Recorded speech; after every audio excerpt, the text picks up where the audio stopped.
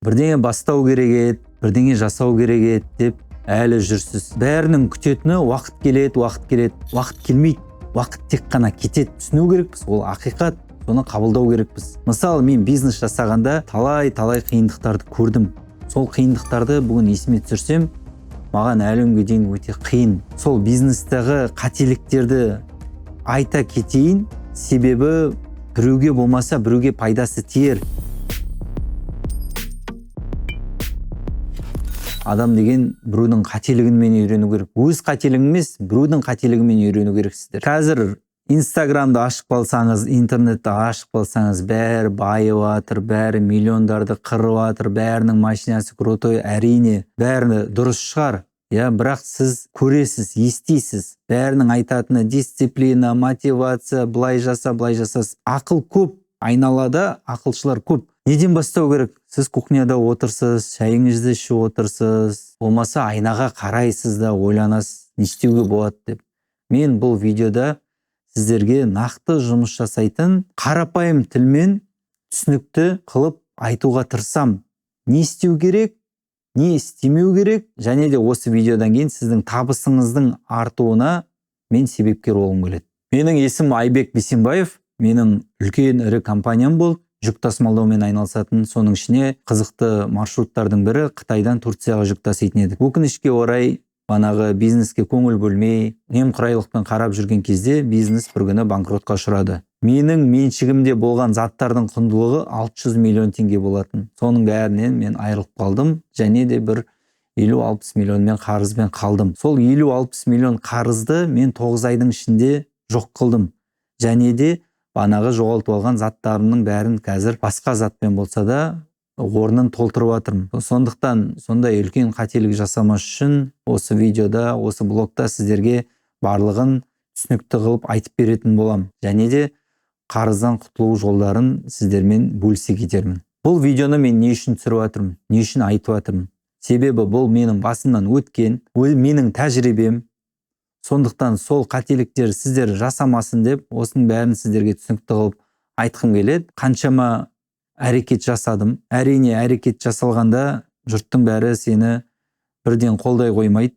Соның ішінде аяғыңнан шалатын, сенің қолыңнан келмейді, басың жасайма деген әңгімені көбінесе сенің айналаң айтады. Ол мысалы сенің туысқандарың, достарың, жұмыстастарың, яғни сені танитын адамдардың бәрі бірден сені қолдай қоймайды. Бірақ ол дұрыс. Қанша ақша салсаңыз да, қанша ақша жоғалтсаңыз да, сіз сол ақшаға тұрарлық тәжірибе аласыз. Ол тәжірибе міндетті түрде сізде болашаққа пайдасы тиеді. Бұның бәрі мен басына өткеннен кейін сіздермен бөліскім келіп, сіздерге пайдасы тисін деген мақсатпен айтып отырмын. Бизнесте адам ең біріншіден немен айналысатын таңдау керек, Оны қазіргі бүгінгі тілмен айтқанда ниша деп айтаймыз. Нишаны таңдаймыз. Ниша деген қандай болу керек? Ниша деген адамдардың проблемасын шешетін болу керек. Жай ғана барып кез келген затпен айналыспайсыз ғой. Сіз бірінші адамдардың нақты қандай проблемалары бар, соны тауып аласыз. Сол проблемаға адамдар қаншалықты ақша жоюға дайын, соны таңдайсыз. Сол проблеманың шешімін табасыз. Содан кейін болды. Проблеманың шешімін таптыңыз ба, адамдардың өздері сіздерге келеді. Міндетті түрде нишаны таңдау керек. Ниша ақша келетін ниша болу керек. Біреулер қателік жасап, өзіне ұнайтын затпен айналысады да, ол сізге ұнайтын зат басқаға ұнамауы мүмкін. Сондықтан жұрттың проблемасын шешетін ақша келетін нишамен айналысыңыздар. Байлар проблемадан қорықпайды, олар проблема іздейді. Жүрген жерінде проблема іздеп жүреді, және проблема тапты ма, соны шешуге тырысады. Оны шешті ма, оған ақша өзімен өзі келеді. Сіз де дәл солай адамдардың проблемасын тауып, проблемасын шешіп үйреніп алыңыз. Мысалы, мен жақында Қырғызстанда базарда болдым. Бір адамды күтіп тұрғанда, ана жерде байқадым. Былай айтқанда, ақша сұрап жүрген, көмек сұрап жүрген, қайыр сұрап жүрген адамдар бар, Бір үлкен кісі баянмен ойнап келе жатыр. Оған біреу ақша берсе, біреу бермейді. Одан кейін бір мүмкіндігі шектеулі ер азамат арбамен келе жатыр, Оған да біреу берсе, біреу бермейді. Бір кішкентай нәрестесімен бір келіншек жүр ақша сұрап, оған да ақша беріп жатқан адам жоқ. Ал бір кезде бір сыған әйел келеді, қолында сковородка, ішінде адыраспан, әр бутикке жақындайды да аластайды. 100% адам сыған әйелге ақша береді. Қанша беретінін білмеймін, бірақ ақша береді. Демек ол олардың проблемасын шешіп тұр. Оларға клиент әкелем деп сондай банағы ырымын жасап тұр. Адамдар беріп тұр. Адамға керек затпен айналысыңыз. Банағы конкуренттерді анализ жасап үйреніңіз. Қаншама адам бар сондаймен жасап жатқан. Ешқашан қорықпаңыздар.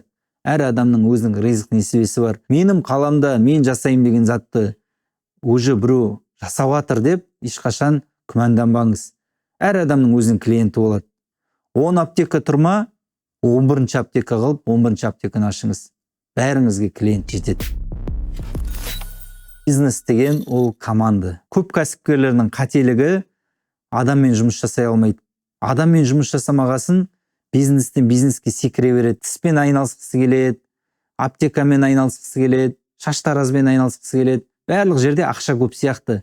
Бірақ оның басты себебі ол адамдармен жұмыс жасай алмайды. Адамдармен жұмыс жасай алмайды деген ол өз-өзімен жұмыс жасай алмайды, иә? Сондықтан адам өз-өзімен жұмыс жасап үйренгеннен кейін міндетті түрде мықты команда жинау керек. Мықты команда жинағаннан кейін адам былай айтқанда жемісін көре бастайды. Ең басты қателік ол жұмысшыларды айналадан іздеу. Жұмысқа адамды қалай алады? Айналасынан сұрап бастайды. Жақсы бухгалтер бар ма? Жақсы таныс бухгалтер бар ма деп айналасынан іздеп бастайды. Олай іздемеу керек. Адамдарды жұмысқа алатын мамандар бар. Олар банағыдай кадровик дейді, банағы агенттер олар. Адам іздейді, адам табады, адам алып келеді сізге. Әрине сіз оған ақшасын төлейсіз. Сіз қандай адам іздейсіз, сондай адам тауып береді сізге. Бірақ ол үшін сізге ол адамнан не керек екен міндетті түрде қағазға түсіріп жазыңыз. Қанша сағат жасау керек, жұмысы қандай, не істеу керек, міндеттері қандай, өзіңізге қандай адам керек екен түсініп алғаннан кейін ол адамға да сізге сол адам тауып беру оңай болады. Ешқашан айналаңыздан адам іздемеңіздер. Себебі достарыңыз, көршілеріңіз, туысқандарыңыз сізге мықты жұмысшы, мықты маман бола алмайды. Олардың рөлі бөлек. Түбінде араздасып қаласыздар. Сондықтан ең мықты ақыл ешқашан туысқандардан, достардан, көршілерден, таныстардан адамды жұмысқа алмаңыз. Кәсіпкер болғасын, кәсіп жасағасын міндетті түрде клиент болу керек. Қандай зат сатсаңыз да, не зат сатсаңыз да, қандай керемет болса да, клиентіңіз сіздің өніміңіз туралы білмесе, еш пайдасы жоқ. Сондықтан өзіңіздің өніміңіздің құндылығын жеткізіп үйреніңіз. Мысалы, су сияқты ғой. Су базарда апарзан тұрады, аэропортта қанша тұрады, иә? Сол сияқты, банағы сіздің сатып атқан затыңыз мүмкін сіздің қалаңызда, сіздің ауданда қатты өтпесе де, мүмкін Қазақстанның басқа жағында кәдімгідей сұранысқа ие тауар шығар. Сондықтан былай айтқанда Instagram, TikTok-тарды жүргізіп, бүкіл халыққа, бүкіл жер бетіне өзіңіздің немен айналысатыныңызды, не сататыныңызды көрсету керексіздер, иә?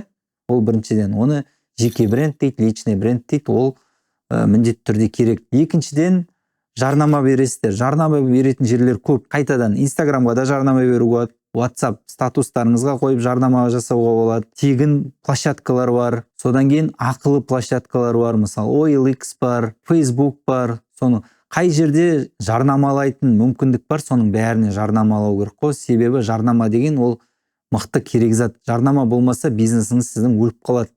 Ол мысалы самолет сияқты. Бизнесіңіз сіздің самолет болса, реклама деген екі жағындағы екі қозғалтқышы, моторы. Мысалы, самолет аспанға шыққаннан кейін моторын өшіріп тастаса самолет құлайды ғой. Сіздің бизнесіңіз де солай. Клиент жинап алғаннан кейін рекламаны өшіріп тастасаңыздар, жарнаманы, бизнесіңіз құлайды, өледі былай айтқанда. Сондықтан клиент табу деген ондай қиын емес, бірақ өзінің банағы талаптары бар. Өзіңіздің өніміңіз туралы елге айту керексіз, ел білу керек. Ел сізді таба алмай жүр. Бүгінгі видеода біздің талқылаған нәрселеріміз ол сіздің бизнесті бастап атқан жағдайда, жаңадан бастап атқанда қандай пайдасы тиеді, қандай зияны тиеді деген ұғымдарды бүгін талқыладық, иә? Енді осының бәрін қолданыңыздар, пайдаланыңыздар. Себебі бизнес деген ол оңай зат емес. Бизнесті қадағаламаса, бизнесті бақылап, бизнеске көңіл бөлмесе, айтқанда үлкен деген қайғылы жағдайлар болуы мүмкін. Оның бірі сол банағы айтқандай салық, қарыз, кредит. Сондықтан үнемі даму жолында болыңыз. Ешқашан сынбаңыз, артқа қайтпаңыз, шегінбеңіз. Мен сіздерге жайдан жай ешқашан деген сөзді 4 рет айтып отқан жоқпын. Сондықтан біздің каналға тіркеліңіздер, лайк қойыңыздар. Себебі біз осындай пайдалы ақпараттармен бөлісеміз. Комментарийға өзіңіздің ойыңызды жаза кетіңіз. Сізге қандай ақпарат пайдалы болды, қандай бизнес жасадыңыз, және не үшін бизнесіңіз сіздің жүрмей қалды, не үшін бизнесіңіз өліп қалды сіздің. Соны жаза кетіңіз комментарийға.